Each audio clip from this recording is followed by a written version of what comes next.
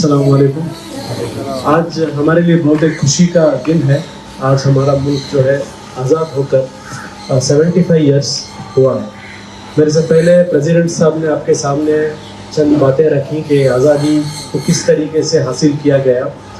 मैं आपके सामने जो बात रखना चाहता हूँ वो ये है कि आज़ादी को हासिल करना जितना इम्पोर्टेंट था, how much important it was to get freedom, that much important it is to protect freedom. आज़ादी को बचाना भी बहुत इम्पोर्टेंट है, क्योंकि आप देखेंगे ये आज़ादी मिलने का चंद लोग याद करते हैं लास्ट के चंद सालों के बारे में, लेकिन आपको बहुत शुरू से देखना होगा।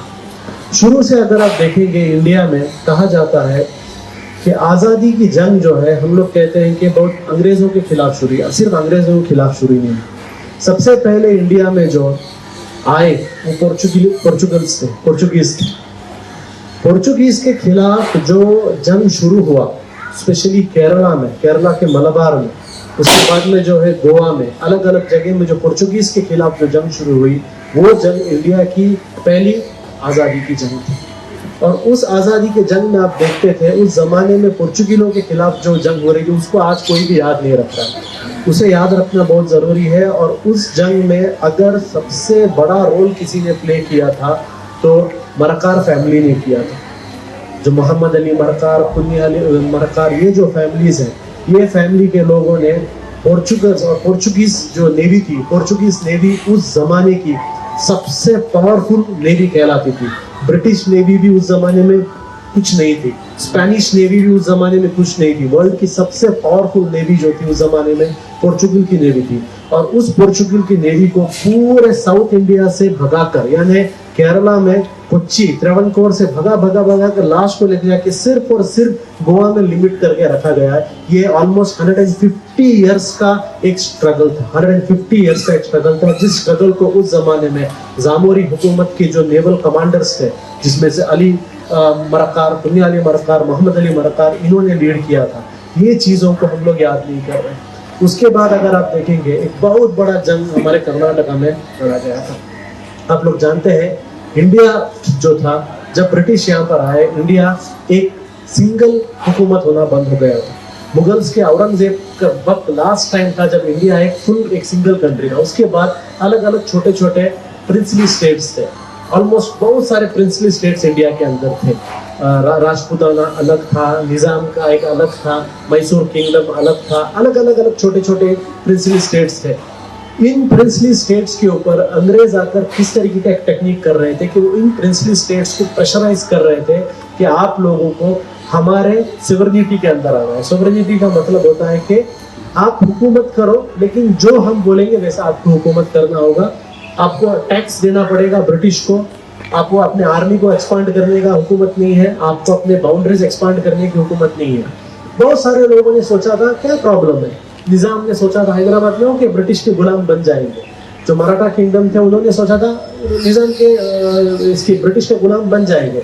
बहुत सारे, अगर आप बहुत सारे नवाब भी थे इंडिया के अंदर, बहुत सारे लोग सोचे हम लोग गुलाम बन जाएंगे, बहुत सारे राजा के गुलाम बन जाएंगे। उस टाइम पर ये ब्रिटिश की जो है एक लॉन्ग टर्म जो उनका प्लान था, the long term plan British की स्लोली पूरे इंडिया को स्लेव बनाने का जो प्लान था, उस प्लान को सबसे पहले रियलाइज हजरत टीपू सुल्तान करते हैं।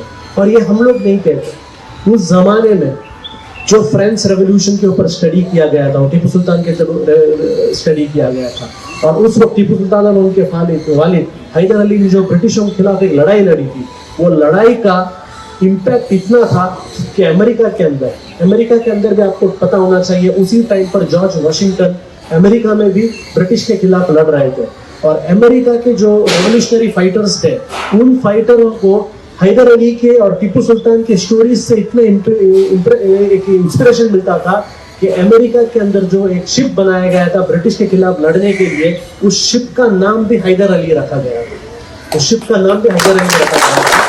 ये था इंडिया का इंप्रेशन। हम लोग कहते हैं कि इंडिया अमेरिका से सीखता है करके, हम लोग कहते हैं इंडिया वेस्ट से सीखता है, लेकिन वेस्ट को इंपीरियलिज्म के खिलाफ, कॉलोनियलिज्म के खिलाफ सिखाया इंडिया ने। टीपू सुल्तान रहमतुल्लाह अलैह के ज़माने में सिखाया गया। इसलिए आप जानते हैं जिस वक्त टीपू सुल्तान के बारे में आज क्या क्या बातें चल रही है, लेकिन आप अगर रियल हिस्ट्री पढ़ेंगे तो पता चलेगा He was the first nationalist even before people understood the meaning of nationalism.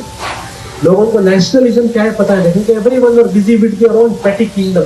हर कोई अपने पेटी किंगडम के पीछे पड़ा था. उस टाइम पर नेशनलिज्म क्या है ये कहने वाले एक आदमी हजरत टीपू सुल्तान थे. और जब हजरत टीपू सुल्तान का हम जानते हैं, जब वो शहीद हुए जंग के मैदान में, उस वक्त के जो ब्रिटिश के गवर्नर जनरल थे, उस वक्त जो ब्रिटिश के कमांडर थे, उस कमांडर का आपको याद रहना चाहिए what was his statement. His statement was, उन्होंने अपनी जो वाइन थी और अपने जो पूरे कमांडर्स थे, उन कमांडर्स के साथ उन्होंने शैंपेन पिया और पीकर उन्होंने कहा today no one will stop us from conquering India. यानी इंडिया कॉन्कर करने में उनके लिए सबसे बड़ा एक प्रॉब्लम जो था वो टीपू सुल्तान था. उसके बाद हम देखते हैं 1857 का वाक्य आया. 1857 के वक्त इंडिया में ऐसा हो गया था कि ब्रिटिश अब तक इंग्लैंड के अंदर इंडिया नहीं चला गया था. सिर्फ ईस्ट इंडिया कंपनी, एक कंपनी इंडिया को चला रही थी. इंग्लैंड नहीं चला रहा है, कंपनी चला रही थी, एक प्राइवेट कंपनी. जिस तरीके से आज अदानी अंबानी इंडिया को चला रहे, उसी तरीके से उस जमाने में ईस्ट इंडिया कंपनी इंडिया को चला रहा था. उस टाइम पर लोगों ने सोचा था कि सारे हुकूमत कमजोर हो गए हैं. बट हम देखते हैं उस ईस्ट इंडिया कंपनी के अंदर जो सिपाही थे, उस सिपाही में हिंदू सिपाही थे, मुस्लिम सिपाही थे. उन्होंने साथ में मिलकर मीरठ से, कानपुर से ये लोग आ गए, मद्रास से ये सब लोग आ गए. आकर कहाँ गए ये लोग? आकर गए दिल्ली में. दिल्ली में 80 इयर्स के एक बुजुर्ग, एक बूढ़े आदमी जिसका नाम बहादुर शाह जफर, लास्ट मुगल एम्परर, मीरठ से हिंदू, मुस्लिम, सिख, क्रिश्चियन सब लोग मिलकर कहाँ जाते हैं? दिल्ली जाते हैं. जाकर बहादुर शाह जफर को कहते हैं कि आप हमें लीड करो, आप हमारे इस वॉर को लीड करो. लोग सोच रहे थे ये इम्पॉसिबल है, लेकिन देखा किस तरीके से ब्रिटिश जो है हारने वाली थी.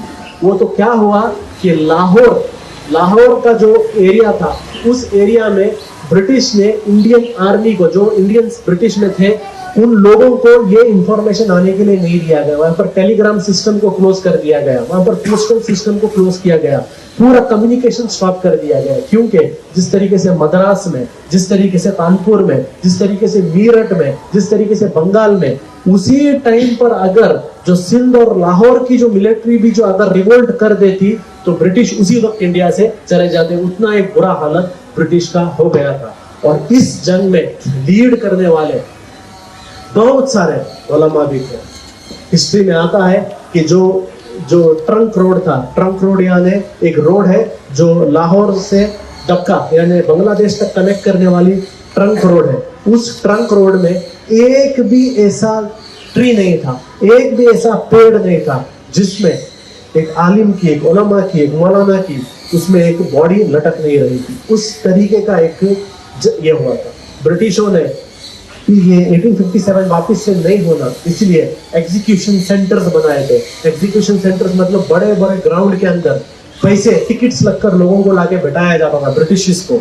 और वहां पर जो ये फ्रीडम फाइटर्स हैं, उन फ्रीडम फाइटर्स को अलग अलग तरीके से उनका मर्डर किया जाता था, ताकि सब लोगों को दिखाया जाए कि what is the result of fighting against British. उसके बाद हम देखते हैं जब सत्याग्रह आया, जब गांधी जी ने लीड किया सत्याग्रह को, जब अली ब्रदरान ने मिलकर खिलाफत मूवमेंट इंडिया के अंदर चलाया, और उसके बाद non cooperation movement, quit India movement, ये सारे मूवमेंटों ने किस तरीके से एक देश के अंदर एक हवा लाई. लेकिन इन सारे चीजों में जो मैंने आपके सामने पोर्चुगल के खिलाफ जो फाइट हुआ, वहां से लेकर आप महात्मा गांधी और नेहरू की जो फाइट थी, उस वक्त तक का अगर आप देखेंगे, इन सब में एक वेरी कॉमन चीज क्या था? सेक्रीफाइस था. बहुत बड़ा सेक्रीफाइस था. आप लोग जानते होंगे भगत सिंह के बारे में, हम जानते हैं भगत सिंह की एज क्या थी. भगत सिंह की एज तो अभी तक 30 साल भी नहीं हुआ था, 30 साल से कम उम्र की थी उनकी, वेरी यंग एज में थे. और भगत साल ने अपनी जिंदगी का सबसे मुश्किल दौर कहां पर गुजारा? जेल में गुजारा. जवाहरलाल नेहरू 9 टाइम्स जेल को गए. Mahatma Gandhi 6 times south Africa में जेल में गए, 7 टाइम्स इंडिया में जेल में गए. फैजुल हक खैराबादी अंडमान निकोबार में पूरी जिंदगी वहां पर काला पानी में उन्होंने अपनी जिंदगी गुजार दी. लास्ट जब उनका रिहाई का मौका आया तब भी वो वहां पर थे.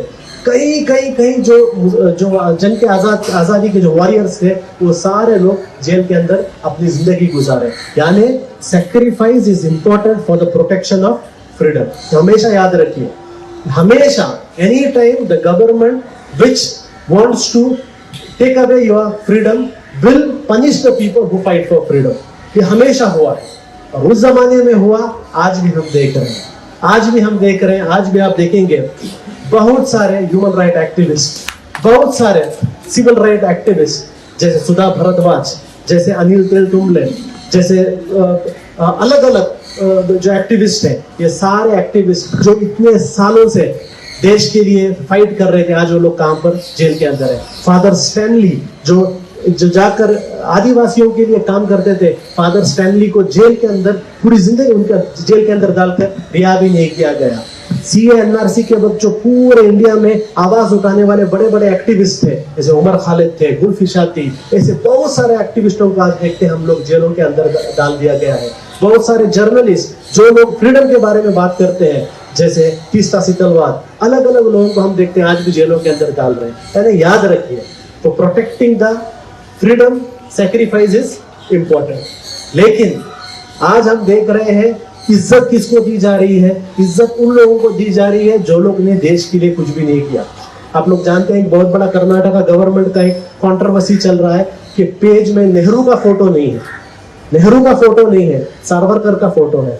अब सावरकर कौन था? सावरकर वाज दैट पर्सन जिसने 5 टाइम मर्सी पिटीशन डाला था, 5 टाइम्स मर्सी पिटीशन डाला था ब्रिटिश गवर्नमेंट को। और लोग कहते हैं ओनली मर्सी पिटीशन ना, सिर्फ मर्सी पिटीशन नहीं, जब वो काला पानी से रिलीज होकर पूना में वापस आया, आने के बाद में उसने अपने मर्सी पिटीशन में जो कहा था उस चीज को उसने फुलफिल किया। उसने जाकर कोई भी मूवमेंट, यानी वो नॉन कॉपरेशन मूवमेंट हो, क्विट इंडिया मूवमेंट में उसने हिस्सा नहीं लिया। यहाँ तक कि जब नेताजी सुभाष चंद्र बोस पूरे इंडिया में जाकर Indian national army, Azad Hind फौज के लिए जब लोगों को इकट्ठा कर रहे थे, अब हर एक घर में जाके नेताजी सुभाष चंद्र बोस जब कह रहे थे तुम्हारे 2 बेटे हैं तो 1 बेटे मुझे दो, जब 2 बेटे तो 1 बेटे मुझे दो, उस वक्त पर पूरे इंडिया में जब आजाद हिंद फौज का रिक्रूटमेंट हो रहा था, उस वक्त सावरकर कह रहा था नहीं कोई भी उसे ज्वाइन नहीं करेगा, join the British army, British army join करने के लिए बात कर रहा था।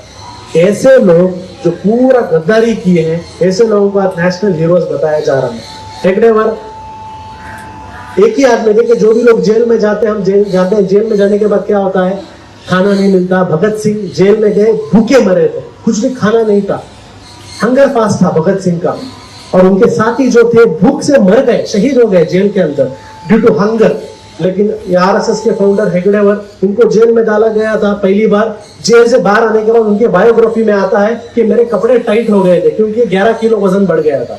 यानी जेल में भी जाकर 11 किलो वजन बढ़ गया, वो इसलिए क्योंकि खुद अपने बायोग्राफी में लिखते हैं जेलर के साथ मेरा रिलेशनशिप क्या था, बहुत अच्छा था। यानी ऐसे लोग जो फुल लाइफ ब्रिटिशों के साथ अच्छा रिलेशनशिप मेंटेन किए, जो लोगों ने कहा था कि don't fight, no fight against the internal enemies that Muslim, Christians and communist, इनसे लड़ने के लिए अपना खून को बचाओ, ऐसे लोगों को आज ग्लोरीफाई किया जा रहा है। तो याद रखिए, ये जो लोग जिन्होंने आजादी के लिए कुछ भी नहीं किया, they have done nothing for the freedom movement, they are being glorified, but the real people who did everything, sacrificed everything for the country, वैसे लोगों को आज डिफेम किया जा रहा है। हमेशा याद रखिए ये ऐसे ही होगा, हमेशा जो लोग आजादी के लिए बात करेंगे उन्हें टारगेट किया जाएगा। लेकिन हिस्ट्री हमेशा उन लोगों को याद रखेगी who fought for freedom. Today no one remembers Hitler. Hitler का नाम लेते ही लोगों को गुस्सा आ जाता है। No one remembers Mussolini. No one remembers General Franco, but everyone remembers George Washington. Everyone remembers Martin Luther King Jr. Everyone remembers Mahatma Gandhi. Everyone remember Nehru. ये सब लोगों को लोग क्यों याद रखते हैं? क्योंकि जब भी आजादी का जब जंग होता है, जिन जिन लोगों ने आजादी के लिए काम किया, लोग उन्हें याद रखते हैं। टायरेंट्स को कोई भी याद नहीं रखता। तो आज भी जो लोग आजादी को छीनना चाहते हैं, एक अथॉरिटेरियन कल्चर इंडिया के अंदर लेके आ रहे हैं, इंडिया के फ्रीडम को खत्म करने की कोशिश कर रहे हैं, इंडिया के सेक्युलर डेमोक्रेटिक रिपब्लिक को खत्म करके यहाँ पर एक डिक्टेटरशिप लाने की बात करते हैं। History will not be kind to them. History kind रहेगा। और पॉपुलर फ्रंट ऑफ इंडिया की तरफ से, पॉपुलर फ्रंट ऑफ इंडिया हम लोग वो ऑर्गेनाइजेशन है जिसने जब से हम शुरू हुए हमने एक स्लोगन किया। स्लोगन का नाम क्या था? Be the sentinel of freedom. Be the sentinel of freedom. What does it mean? Be the sentinel of freedom का मतलब है आजादी का मुहाफिज बनो। Be the protectors of freedom, because freedom needs to be protected. We received this freedom from our parents, we have to give this freedom to our children. अगर हमारे बच्चों को हम लोग ये फ्रीडम नहीं देंगे और childrens will keep us accountable कि आप लोगों ने डेमोक्रेसी को क्यों प्रोटेक्ट नहीं किया, आपने सेक्युलरिज्म रिपब्लिक नेचर को क्यों प्रोटेक्ट नहीं किया। तो ये इंपॉर्टेंट चीज है। As important it is to celebrate freedom, उतना ही इंपॉर्टेंट है to save the republic, save our freedom. यही बात कहकर मैं अपनी बात को खत्म करता हूँ। मिल्लत टाइम्स को आपकी जरूरत है, हमारी आप माली मदद करें।